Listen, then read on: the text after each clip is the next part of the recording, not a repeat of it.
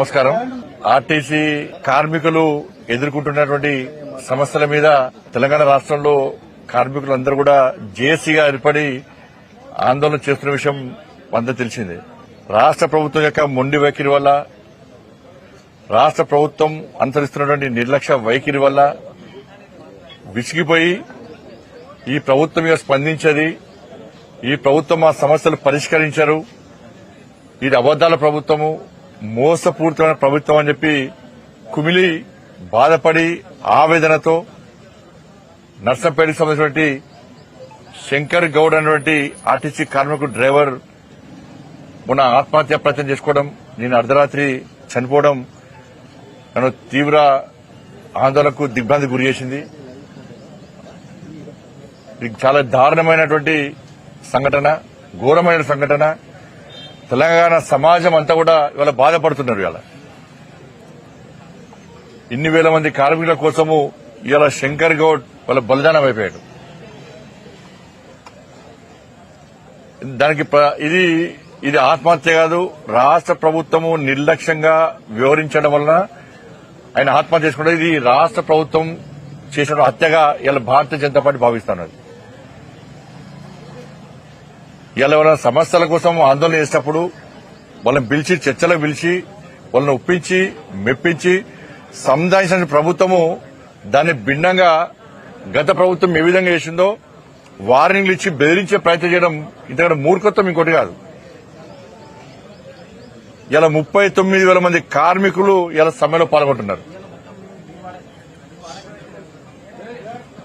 దాదాపు 10,000 బస్సులు ఆగిపోయినాయి. ప్రతిరోజు 60 లక్షల మంది పేద ప్రయాణికులు ఇబ్బంది పడుతున్నారు ఈ సమ్మె వల్ల. ఈ రాష్ట్ర ప్రభుత్వానికి వేరే విషయంలో శ్రద్ధ ఉంటుంది, కానీ ఇంత పెద్ద సమ్మె జరుగుతున్నది అన్నటువంటి సోయి రాష్ట్ర ప్రభుత్వానికి లేదు. పరిస్థితి ఏంటంటే ఆర్టీసీ కార్మికులు ఉద్యోగంలో ఉన్నంతసేపు మాత్రం ఉద్యోగస్తులు. వాళ్ళ పదవీ విరమణ పొందినాక వాళ్ళ శాలరీ ఎంత అంటే ఆసరా పెన్షన్ కంటే తక్కువ వస్తుంది. ఆసరా పెన్షన్ కంటే వాళ్ళ పెన్షన్ తక్కువ వస్తుంది. అంత ఘోరమైన బతుకులు వాళ్ళ ఈ పరిస్థితి. ఆ డ్యూటీ చేసేటప్పుడు ఇంతవంతా నేను ఆర్టీసీ ఉద్యోగం చెప్పుకుంటారు తప్ప డ్యూటీ అయిపోయినాక వాళ్ళ బతుకులు చాలా ఘోరమైన పరిస్థితి వాళ్ళది. వాళ్ళకు బ్యాంకు లోన్లు ఇవ్వరు ఆర్టీసీ కార్మికులు అంటే, వాళ్ళకి ఎవరు అప్పులు ఇవ్వరు, మందులకు వాటికి వీటికి కనీసం ట్రీట్మెంట్ కోసము వైద్యం చేసుకుందామంటే రూపాయి జేబులో చిల్లి గవ ఉండదు. పెన్షన్ వచ్చాక అప్పులు తీర్చడానికి పైసలు పోతాయి. అంత దుర్భరమైనటువంటి జీవితం ఇవాళ ఆర్టీసీ కార్మికులు గడుపుతున్నారు. ఇవాళ గత ప్రభుత్వం ఇదే చేసింది. 52 రోజుల పాటు గత ప్రభుత్వ హయాంలో సమ్మె చేస్తే 15,000 మంది కార్మికులు బలిదానం అయిపోయారు బీఆర్ఎస్ పార్టీ హయాంలో. న్యాయబద్దమైన డిమాండ్లను, అరే తెలంగాణ రాష్ట్రం వచ్చింది, మన్నపాల మనకు వస్తుందని చెప్పి ఇవాళ సకల జన సమ్మెలో ఆర్టీసీ కార్మికులు చేసిన సమ్మె మామూలు సమ్మె కాదు. వాళ్ళు చేసిన సమ్మెతో తెలంగాణ ఉద్యమం ఉవ్వెత్తులు లేచింది. 52 రోజుల పాటు సమ్మె చేస్తే గతంలో ప్రభుత్వం ఎస్వా ప్రయోగించింది. సమ్మె చేస్తే ఆ రోజే డిస్మిస్ చేస్తామని చెప్పన్నారు. పోలీస్ కేసులు పెట్టింది. అనేక మంది అనారోగ్యంతో చనిపోయారు, ఆత్మహత్యలు చేసుకున్నారు. అయినా ప్రభుత్వం కనికరించలే బీఆర్ఎస్ పార్టీ ప్రభుత్వం. ఆ రోజు కరీంనగర్ లో భారతీయ జనతా పార్టీ బాబు ఆత్మహత్య తర్వాత భారతీయ జనతా పార్టీ చేసినటువంటి యుద్దము మీరందరూ చూశారు. కరీంనగర్ మీడియా మీరందరూ చూశారు, తెలంగాణ సమాజం చూపెట్టారు. జైలుకు పోయినా మేము ఆర్టీసీ కార్మికుల కోసం యుద్దం చేసి జైలుకు పోయినా నాతో పాటు మా కార్యకర్తలు నాకు జైలుకి వచ్చారు. ఆ రోజు అంత పెద్ద యుద్దం చేస్తాం మేము. దాంతోనే ప్రభుత్వం దిగొచ్చింది. ఆ రోజు ఆ ప్రభుత్వం బీఆర్ఎస్ పార్టీ ప్రభుత్వంలో ఇంతమంది బలిదానం అయిపోయామని చెప్పి ఇలా కాంగ్రెస్ పార్టీకి ఓటేస్తే వాళ్ళ మేనిఫెస్టోలో 28వ పేజీ ఇగో మేనిఫెస్టో ఇది కాంగ్రెస్ అభయహస్తం మేనిఫెస్టో వీళ్ళది. 28వ పేజీ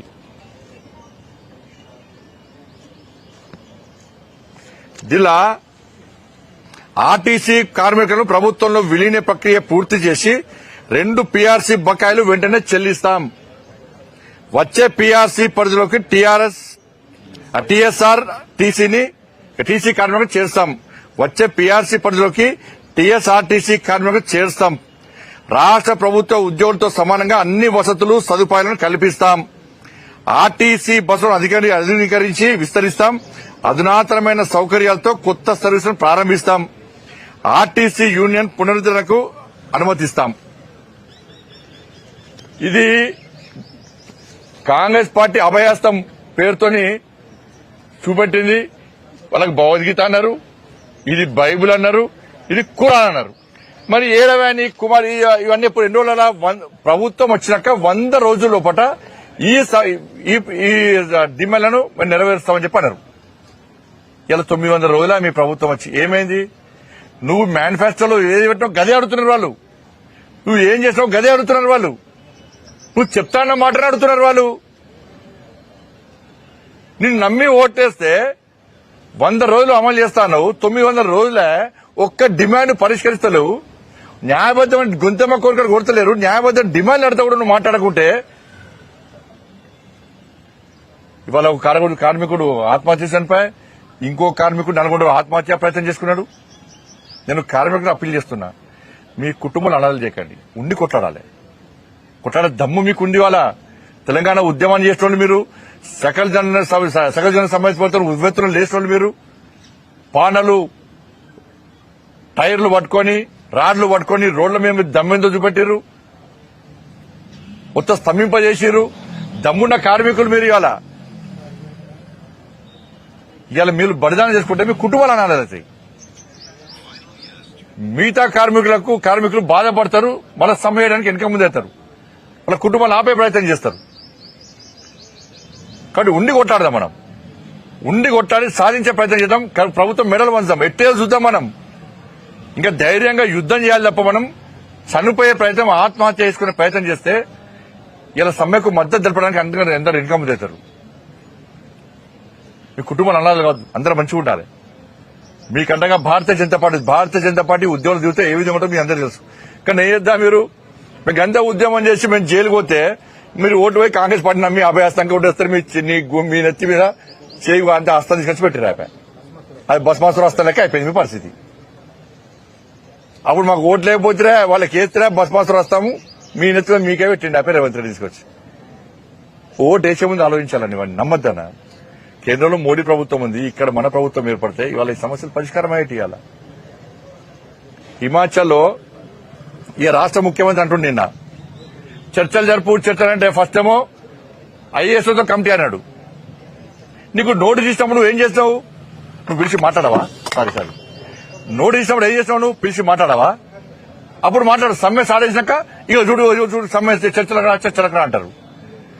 ఐఏఎస్ల కమిటీ అయిపోయింది, మంత్రుల కమిటీ అయిపోయింది, అన్ని అయిపోయినాయి. ఇక ఈ కమిటీల పేరుతో కాలయాపన ఇస్తారు. దాని కమిటీ ఎందుకు? నువ్వు మేనిఫెస్టోలో ఒక ఆలోచన ఉండే, నువ్వు మేనిఫెస్టో పెట్టినావు కదా, అంశాలు పొందుపరిచినావు కదా, నీకు ఆలోచన ఉంది కదా, ఒక ప్లాన్ ఉంది కదా, మళ్ళీ కమిటీలు ఎందుకు నీకు ఇవ్వాలా? ఎంతమంది కార్మికులు తెలుసు, ఎంతమందికి ఏ విధంగా బెనిఫిట్స్ ఇవ్వాలో తెలుసు, ఎంత బడ్జెట్ కేటాయించాలో తెలిసినప్పుడు మళ్ళీ కమిటీలు ఎందుకు నీకు? ఈ ఒక్కరోజు గొంతమ్మ కోరిన విషయం కాదు అది. చాలా రోజులు వస్తున్నది. బీఆర్ఎస్ పార్టీ మోసం చేసినట్టు మిమ్మల్ని మోటేస్తే మీరు కూడా మన కమిటీలు పెట్టుకుని కాలయాపన చేస్తున్నారు. ఏం చర్చలు? దేనికోసం చర్చలు చెప్పరా నాకు? దీని అంటుడు ఎమ్మెల్యేల మంత్రుల స్థాయి నుంచి 50% కట్ చేసుకుంటారట. ఎంత మాయాకులు చేస్తున్నారు ఆర్టీసీ కార్మికులు అంటే. ఎంత వస్తుంది? 5 కోట్లు వస్తే రావు నాకు తెలిసి. నెలకు 1 కోటి కొడుకు రావు. దీంతో కార్మికులు ఏమో ఎక్కడ పుట్టాలు కూడా పనికిరావు. పుట్టాలు వండుకోవడానికి, బట్టలు వండుకోవడానికి పనికిరావు అవి. దీనికి బ్రేకింగ్ టీవీ కూడా బ్రేకింగ్ ఇచ్చారు పాపం. మంత్రులు అట వాళ్ళ జీతం 50% శాలరీ ఇస్తారట. మీ జీతం ఎంత, మీ శాలరీ ఎంత? దేని పనికి వస్తాయి అవి? ఢిల్లీకి మూటలు అప్పయ్యడానికి మాత్రం పైసలు ఫుల్ వస్తున్నాయి. ఇలా బెంగాల్ ఎలక్షన్ ఖర్చు తెలంగాణ నుంచి పోతున్నాయి. కర్ణాటక దుకాణం బంద్ అయిపోయింది, ఇస్తలేనే. ఎందుకంటే ముఖ్యమంత్రి చేస్తానని చేయలే.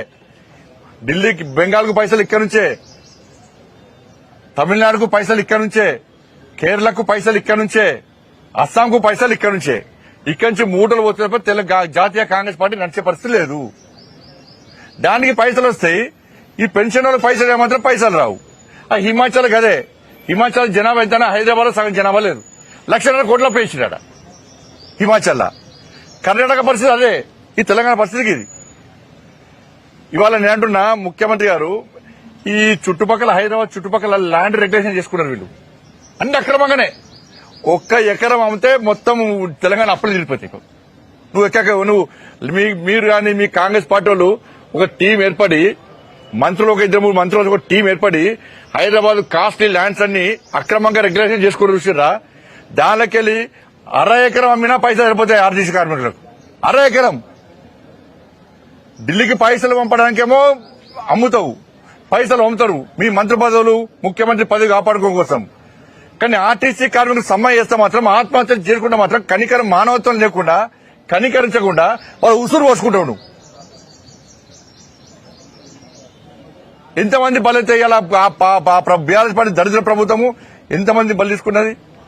ఇప్పుడు కూడా మీ జీతాలు కట్ చేస్తాం, ఉద్యోగం తొలగిస్తాం. ఆ డ్రైవర్లను పెట్టారు, నా కర్మల్ యాక్సిడెంట్ అయింది, వాళ్ళకి లైసెన్సులు లేవు, వాళ్ళకు శిక్షణ లేదు, నడుపుతున్నారు, యాక్సిడెంట్లు అవుతున్నాయి. గింత ఘోరమా గింత పరిస్థితి అవ్వలేదు పరిస్థితి.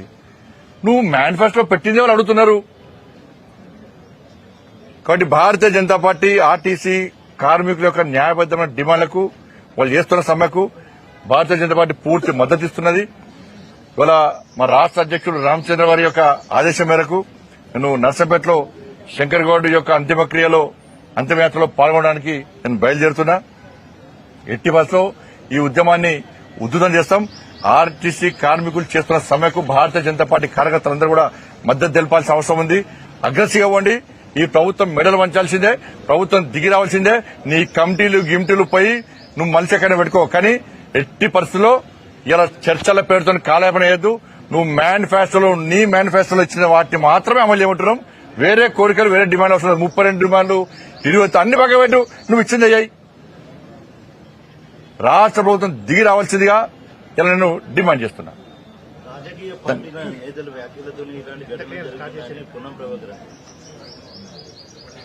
సమ్మె ఎందుకు రాజకీయ నాయకులు చెప్తే సమ్మె స్టార్ట్ అయిందా?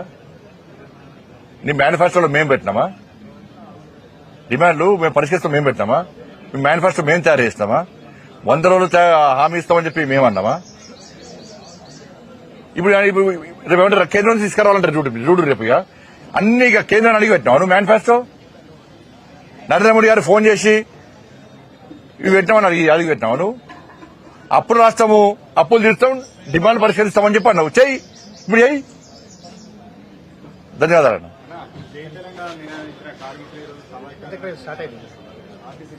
ఇక దానికి ముడిపెట్టద్దు. మనం ఇప్పుడు సమస్యల పరిష్కారం కోసం మాత్రమే పనిచేస్తాం. మీరు కూడా అందరూ మద్దతు తెలపాల్సిందిగా కార్మికుల కుటుంబాలకు మద్దతు తెలపాల్సింది అందరికీ 2 చేతులు జోడించి మొక్కుతున్నాం.